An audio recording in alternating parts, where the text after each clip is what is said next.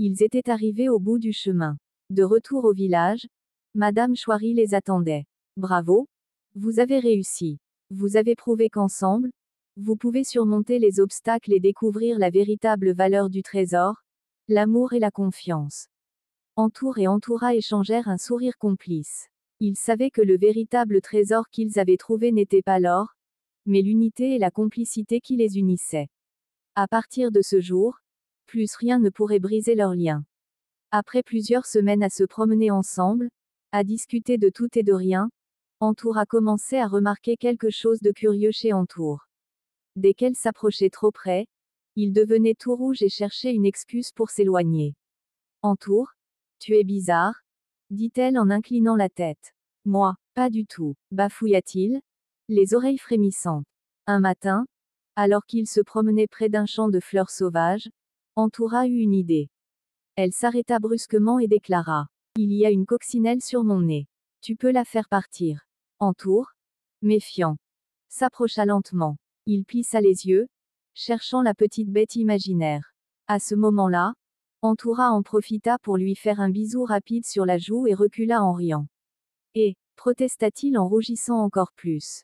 Oh, ne fais pas cette tête. Ce n'est qu'un bisou. Ria Entoura. Mais, on ne prévient pas avant de faire ça.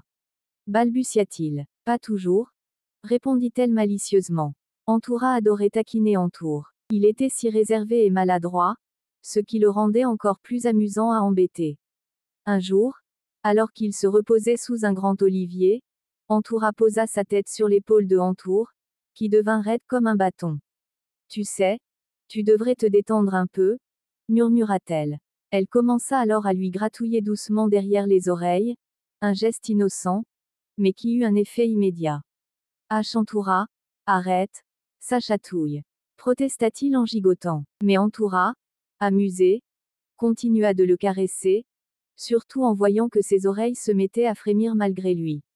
Mais regarde-toi, tu es tout crispé, dit-elle en riant. Je suis juste, pas habituée, répondit Entour en croisant les pattes, tentant de cacher son embarras. Oh, alors il faut t'habituer, dit-elle avec un grand sourire. Et hop, un deuxième bisou sur l'autre joue. Entour ne savait plus où mettre sa tête. Il aimait ça, mais il n'osait pas le dire. Un soir, alors qu'il marchait près de la rivière, Entoura trottinait joyeusement à côté de lui. Tu sais, je t'aime bien, Entour, lança-t-elle. Il faillit trébucher. Ah, moi aussi, répondit-il en regardant ailleurs. Entoura s'arrêta et l'observa. C'est fou comme tu es timide. Regarde-moi dans les yeux et dis-le correctement. Entour prit une grande inspiration, fixa les yeux pétillants de Entoura, et, au dernier moment, il détourna le regard en marmonnant quelque chose d'incompréhensible. Entoura éclata de rire et lui donna un bisou rapide sur le front. Un jour, tu t'y habitueras, Entour. Et ce jour-là, je t'embrasserai encore plus. Entour savait qu'il était fichu. Mais au fond, il aimait bien ça. Il prend de l'assurance, enfin, presque. Après tous ces bisous volés et ces taquineries, Entour commençait à réfléchir. Pourquoi toujours subir? Il était temps de montrer qu'il pouvait, lui aussi, surprendre Entoura. Un matin, alors qu'il se promenait dans un verger, il tenta une approche. Entoura, ferme les yeux. J'ai une surprise pour toi. Entoura, intrigué, obéit. Entour s'approcha, hésitant. Son cœur battait à 100 à l'heure. Il voulait lui rendre l'appareil, lui faire un bisou sur la joue. Mais juste au moment où il allait le faire. Plouf! Un oiseau perché sur une branche au-dessus de lui venait de lâcher un cadeau surprise sur sa tête. Entoura ouvrit les yeux en entendant le bruit et éclata de rire en voyant Entour figé, une grosse tache blanche sur la tête. Ah, c'est un signe du destin. Tu veux me surprendre? Et c'est toi qui te fais surprendre. Entour, vexé, soupira. Même les oiseaux sont contre moi. Mais Entoura, toujours aussi joueux, s'approcha et bisou sur le nez. Voilà, ça compense ta malchance. Entour ne savait plus s'il devait rire ou pleurer. Mais une chose était sûre, il n'abandonnerait pas si facilement. Quelques jours plus tard, Entour décida qu'il était temps de passer à l'action. Lors d'une de leurs balades, Il laissa exprès Entoura marcher devant lui. Et dès qu'elle s'arrêta pour sentir une fleur, il bondit, et lui donna un bisou rapide sur l'oreille. Entoura resta figée. Elle se retourna lentement, un mélange de surprise et d'admiration dans le regard. Entour, tu viens de me faire un bisou. Entour bomba le torse, fier de lui. Oui, et alors, tu n'as pas le monopole des bisous. Entoura le fixa une seconde, puis éclata de rire. Bravo, tu deviens un vrai coquin. Entour, gonflé d'orgueil, fit un clin d'œil, sauf que dans son élan, il trébucha et roula dans un buisson. Entoura s'approche, épanoui. Décidément, tu n'es pas encore prêt pour être un grand séducteur. Entour, coincé dans les branches, soupira. Je crois que l'univers veut me dire quelque chose. Mais Entoura lui tendit la patte, l'aida à se relever et lui fit un petit bisou sur le front. T'inquiète, moi je t'aime comme tu es, maladroit et tout. Et Entour, pour la première fois, ne rougit pas. Au contraire, il sourit. Parce qu'au fond, il savait qu'il était déjà le plus chanceux des ânes. Tout allait bien entre Entour et Entoura. Ils se taquinaient, se promenaient ensemble, et Entour commençait même à s'habituer aux bisous surprises. Mais un jour, alors qu'ils se baladaient près du marché, un jeune mulet bien bâti s'approcha d'eux. Il avait une crinière brillante, un regard assuré et surtout, un sourire ravageur. Salut, belle demoiselle, lança-t-il à Entoura. Entour, qui mâchouillait tranquillement une brindille, faillit l'avaler de travers. Qui c'est celui-là, marmonna-t-il. Entoura, flatté, sourit poliment. Oh, bonjour, je suis Entoura, et voici Entour. Le mulet ignora totalement Entour et continua. Un joli nom pour une jolie ânesse. Ça te dirait une petite balade. Entour faillit exploser. Elle est déjà en balade avec moi, grogna-t-il. Mais Entoura, amusé, décida d'en rajouter une couche. Oh, mais pourquoi pas? Un peu de changement, ça ne fait pas de mal. Entour ouvrit la bouche, mais aucun son ne sortit. Comment ça? Un peu de changement. Le mulet tendit la patte à Entoura, mais au moment où elle allait avancer, Entour eut un éclair de génie. Attends, cria-t-il. Il sauta devant Entoura et lui fit un bisou sur le museau, devant tout le monde. Entoura, sous le choc, resta figé. Le mulet, lui, cligna des yeux, visiblement surpris. Ouk, je crois que je vais vous laisser, vous deux, hein. Et il tourna les talons. Entoura, encore sous l'effet du bisou inattendu, regarda Entour avec un sourire en coin. Eh bien, Monsieur Entour marque son territoire, maintenant. Entour, encore un peu rouge, croisa les pattes et répondit. C'est juste que, j'aime pas qu'on me pique mes promenades. Entoura éclata de rire et lui donna un bisou sur la joue. Ne t'inquiète pas, Entour. Il n'y a que toi qui arrive à me faire autant rire. Et ce jour-là, Entour comprit qu'un tout petit peu de jalousie, ça pouvait aussi être très efficace. Tout allait bien pour Entour et Entoura après l'épisode du mulet charmeur. Mais une nouvelle épreuve allait mettre à rude épreuve le courage, ou la maladresse, de notre cher Entour. Un après-midi, alors qu'il se prenait du café près de la rivière, Entoura s'arrêta net. Regarde, Entour. Il y a une corde suspendue entre ces deux arbres. Effectivement, une vieille corde pendait au-dessus de l'eau, attachée à une branche solide. Ça pourrait être amusant de s'élancer et de sauter dans la rivière, déclara-t-elle, les yeux pétillants. Entour, lui, perdit instantanément toutes ses couleurs. Sauter, dans l'eau, oui, allez, tu verras, c'est drôle. Sans attendre, Entoura attrapa la corde avec ses dents, prit de l'élan et WOUHOU. Elle s'élança majestueusement dans les airs avant de plonger dans l'eau avec grâce. Plouf, elle refit surface. Allez, à toi maintenant, Entour. Entour fixa la corde tu sais, moi, j'aime bien l'eau. Entoura le défia du regard. Ah bon, monsieur est courageux pour donner des bisous devant les autres, mais pas pour un petit sot. Entour se racla la gorge. Il était piégé. Il s'approcha doucement, mordit la corde, prit une grande respiration, ferma les yeux, et s'élança. Le problème, c'est que Entour n'avait pas prévu un détail essentiel, il ne lâcha pas la corde au bon moment. Résultat. Ah! Il fit un aller-retour comme un pendule, puis un deuxième, puis, paf! Il lâcha enfin, mais au mauvais moment.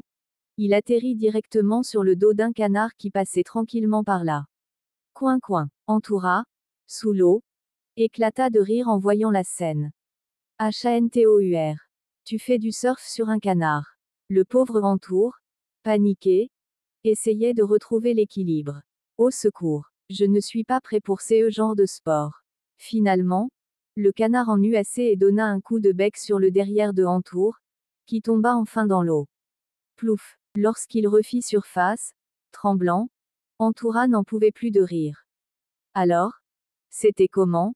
Ta première aventure aquatique. Entour cracha un peu d'eau et grogna. Disons que j'ai fait plus de sport en 1 minute que dans toute ma vie. Puis il ajouta, avec un petit sourire. Mais au moins, j'ai surmonté mon épreuve. Non, Entoura, amusé, s'approcha et lui déposa un bisou sur le museau. Oui. Et pour ça, tu mérites une récompense. Entour, malgré son état trempé, ne put s'empêcher de sourire.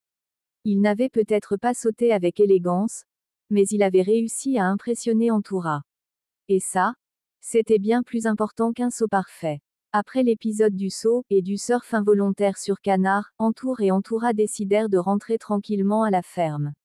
Mais ce soir-là, l'air était différent. Plus doux, plus magique. Alors qu'ils marchaient sous les oliviers, une lueur dorée se mit à scintiller autour d'eux. Entour? Regarde, chuchota Entoura émerveillé. Des lucioles virevoltent partout, illuminant la nuit de leur petite lumière dansante. Entour resta bouche bée. On dirait qu'elles nous font un spectacle. Entoura sourit et s'arrêta sous un grand arbre. C'est le moment parfait pour.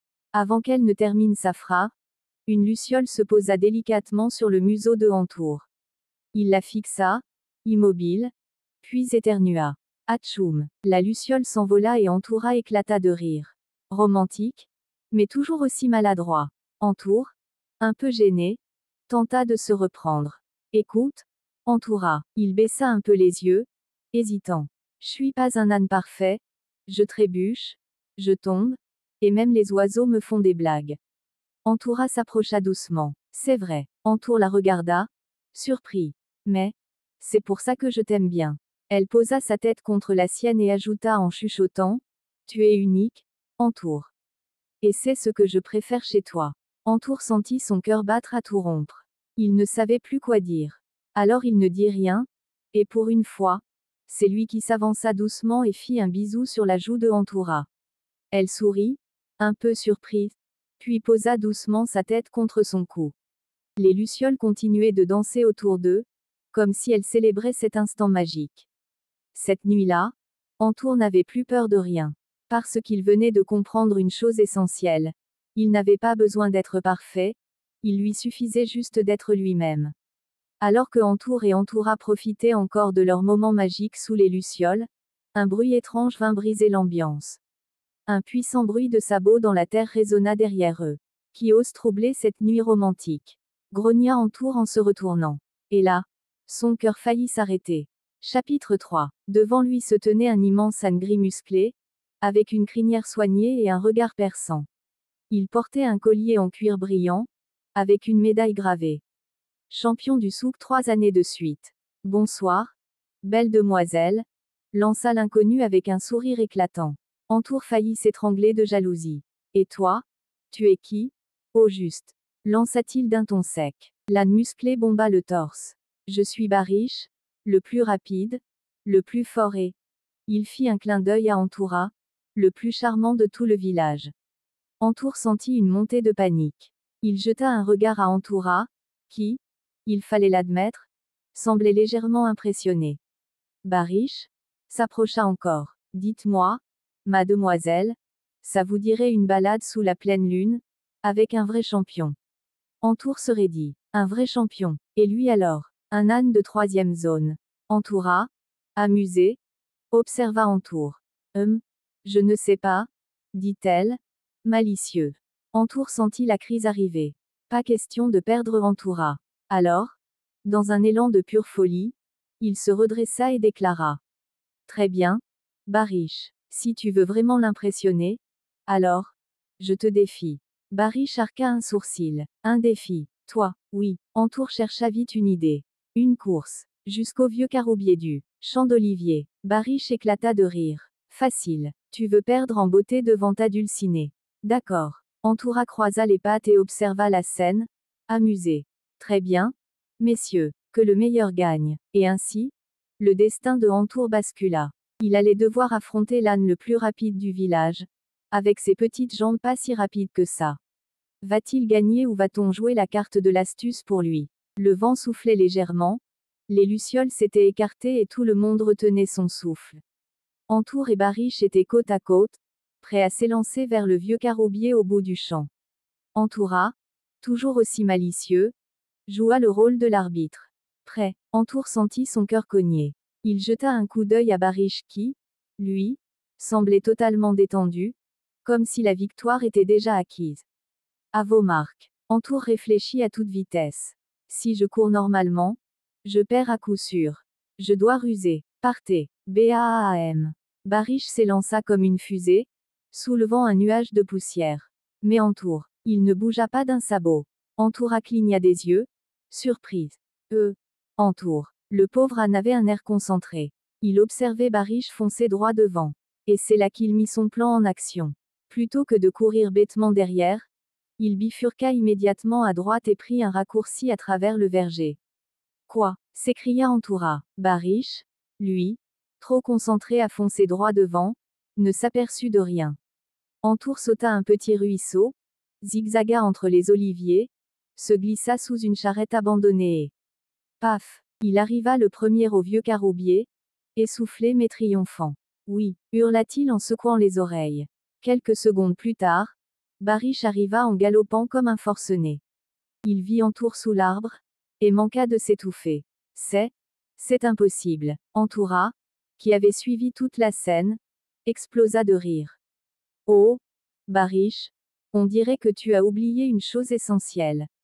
Barish fronça les sourcils. Quoi donc? Grogna-t-il. Entoura s'approcha de Entour et lui donna un petit bisou sur la joue. L'intelligence vaut mieux que la force. Barish ouvrit la bouche, puis la referma. Il ne trouva aucune réplique à cela. Finalement, il haussa les épaules. TCH. Pas mal, l'ami. Et sur ces mots, il tourna les sabots et s'éloigna, la queue battant l'air. Entour, lui, rayonnait de fierté. Entoura s'approcha encore plus et chuchota. Alors, monsieur le rusé, tu as quelque chose à me dire. Entour, encore tout essoufflé, sourit doucement. Oui, tu veux refaire une course. Mais cette fois, juste toi et moi. Entoura éclata de rire et hocha la tête. D'accord. Mais à une condition. Laquelle? Elle se pencha à son oreille et murmura. Tu me laisses gagner. Entour sourit. Pour une fois, il était prêt à perdre avec plaisir.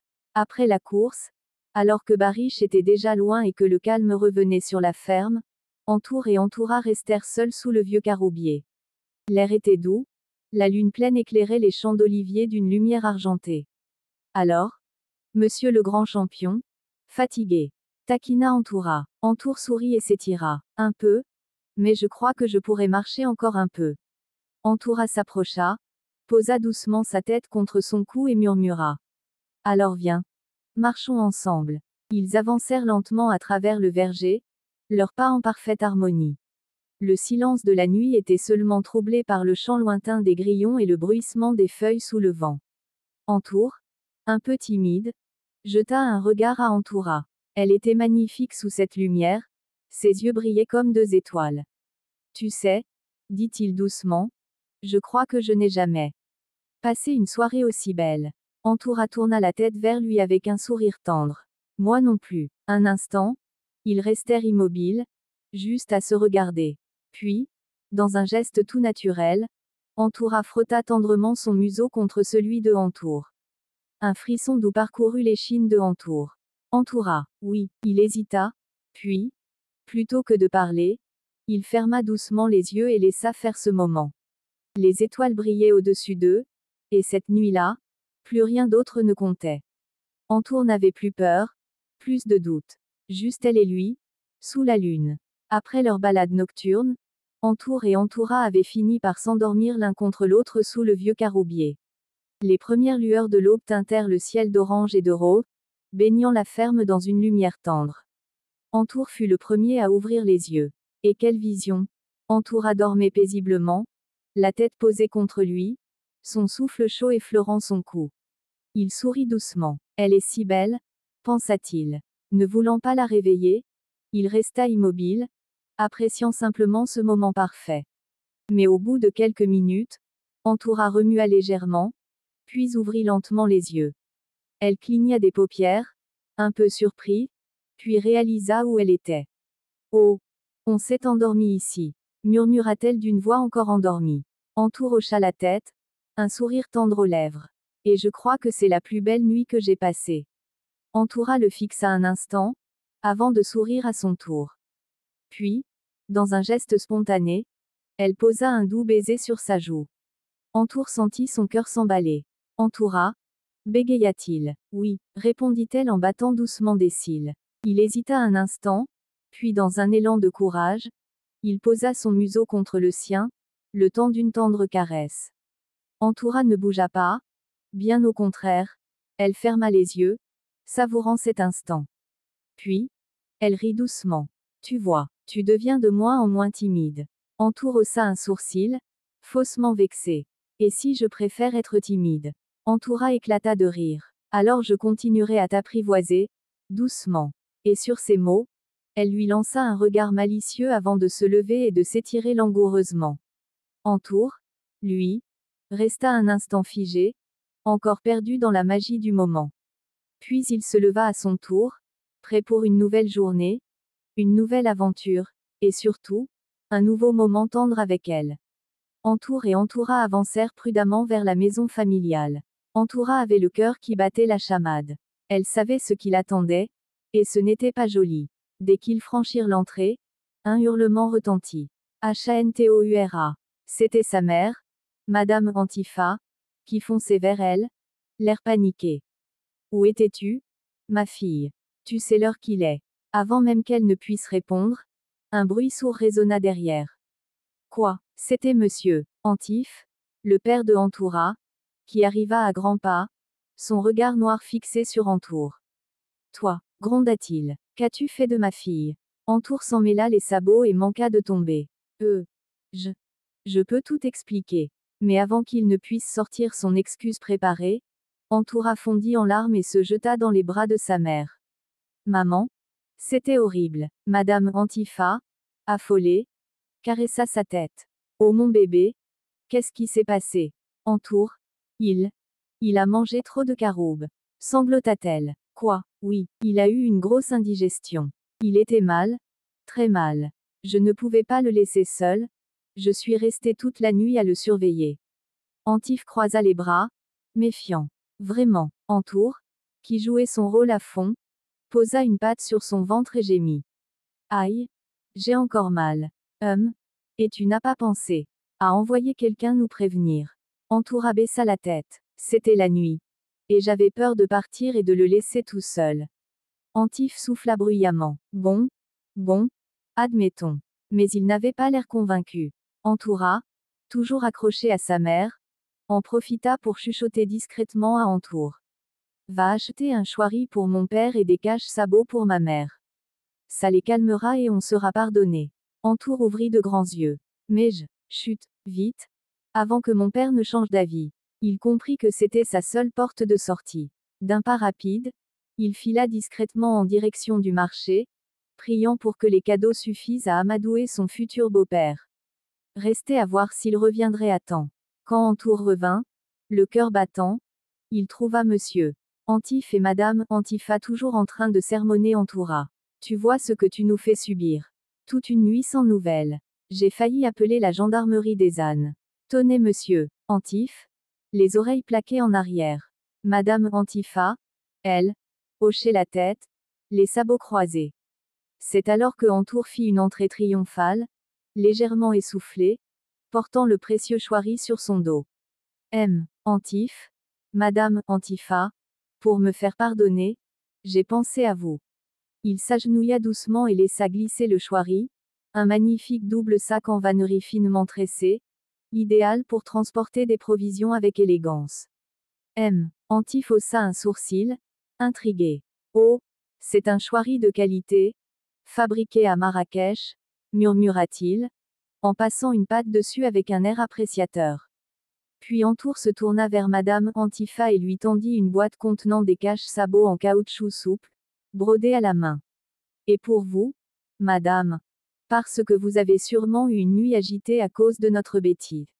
Madame Antifa prit le cadeau, inspecta les broderies, puis un sourire furtif se dessina sur ses lèvres.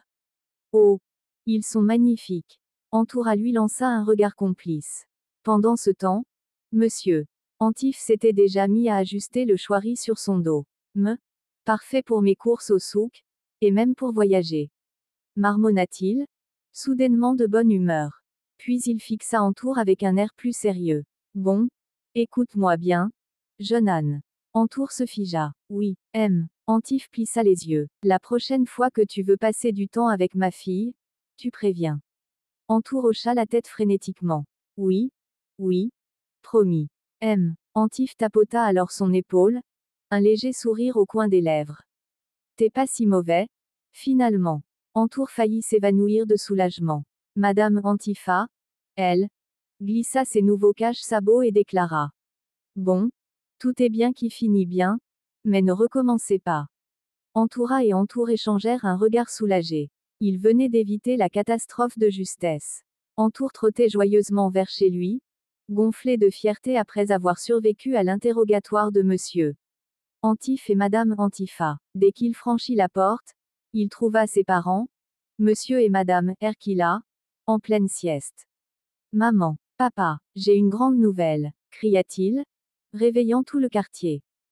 Erkila sursauta tellement fort qu'il faillit rouler sur le tapis. Madame Erkila, encore à moitié endormie, ouvrit un œil. Si c'est encore pour me dire que tu as trouvé un raccourci vers le souk, je te jure que. Non, non, mieux que ça, s'exclama Entour, le sourire jusqu'aux oreilles. J'ai trouvé ma future fiancée. Un silence catastrophique s'installa. Pardon, articula enfin Monsieur Erkila. Madame Erkila se redressa comme une fusée. Quoi, mon petit Hantour va se marier?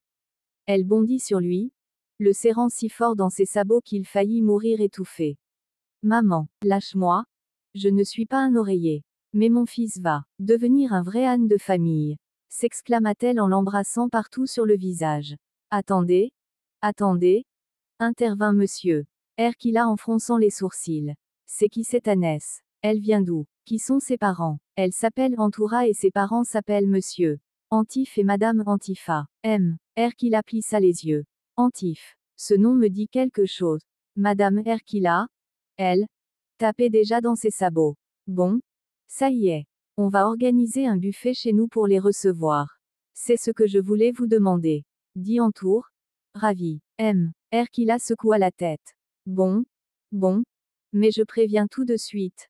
S'il y a plus de 3 plats, c'est du gaspillage. Tu te tais, hurla Madame Erkila. Mon fils reçoit sa future belle famille. On va leur montrer de quel cuir on se chauffe. Le lendemain matin, Entour retrouva Entoura près du vieux puits, là où ils avaient l'habitude de se voir discrètement. Entour, un peu nerveux, se gratta l'oreille avec son sabot avant d'annoncer la nouvelle. Entoura, mes parents veulent inviter ta famille à un grand buffet ce samedi prochain. C'est l'occasion pour nos parents de mieux se connaître, et aussi de prouver à ton père que je suis un âne sérieux.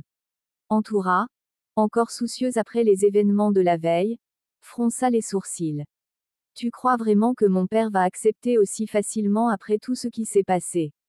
Il a encore en travers la nuit que j'ai passée dehors. Justement, répondit Entour avec un sourire malin. On va l'amadouer. Tu lui diras qu'il y aura du foin frais, des carottes croustillantes et même du thé à la menthe pour faire passer tout ça. Entoura leva les yeux au ciel. Tu crois vraiment que mon père est un âne qui se vend pour un peu de foin et du thé? Entour hésita. Oui, il y croyait un peu. Bon, dans ce cas, dis-lui que c'est pour faire les choses dans les règles. Que mes parents veulent le rencontrer en tant qu'âne respectable et que c'est une tradition de recevoir la belle famille. Entoura, ne pouvant s'empêcher de sourire devant tant d'efforts, Hocha la tête. D'accord. Mais si mon père commence à poser trop de questions, tu te débrouilles. Marché conclu. Fit Entour en tapant son sabot contre celui de Entoura.